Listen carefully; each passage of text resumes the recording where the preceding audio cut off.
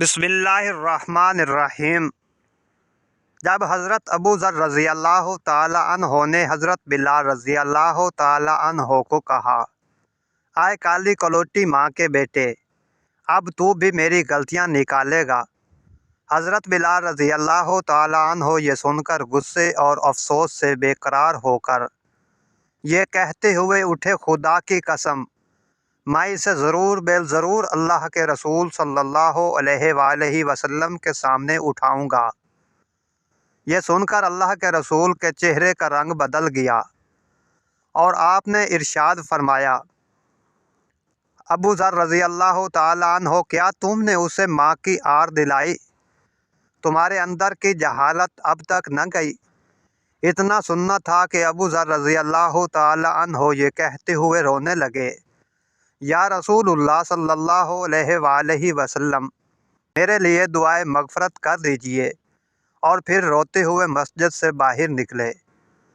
باہر آ کر اپنا رخسار مٹی پر رکھ دیا اور حضرت بلال رضی اللہ تعالی عنہ سے مخاطب ہو کر کہنے لگے، بلال رضی اللہ تعالی عنہ، جب تک تم میرے رخسار کو اپنے پاؤں سے نہ روندو گے، میں اسے مٹی سے نہ اٹھاؤں گا۔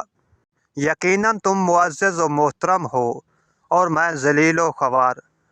یہ دیکھ کر حضرت بلال رضی اللہ تعالی عنہ روتے ہوئے آئے اور حضرت ابو ذر رضی اللہ تعالی عنہ سے قریب ہو کر ان کے رخسار کو چوم لیا اور بے ساختہ گویا ہوئے، خدائے پاک کی قسم، میں اس رخسار کو کیسے روند سکتا ہوں جس نے ایک بار بھی خدا کو سجدہ کیا ہو۔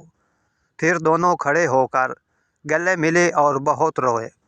اور آج ہم ایک دوسرے کی ہزاروں بار دل آزاری کرتے ہیں، مگر کوئی یہ نہیں کہتا، بھائی معاف کر دیں، بہن معذرت قبول کریں۔ یہ سچ ہے کہ ہم آئے دن لوگوں کے جذبات کو چھلنی کر دیتے ہیں، مگر ہم معذرت کے الفاظ تک زبان سے ادا نہیں کرتے۔ معاف کر دیجئے جیسے الفاظ کہتے بھی ہمیں شرم آتی ہے۔ معافی مانگنا عمدہ ثقافت اور بہترین اخلاق ہے، جبکہ کئی لوگ سمجھتے ہیں کہ یہ خود کی بے عزتی ہے۔ ہم سب مسافر ہیں اور سامان سفر نہایت ہی کم ہے۔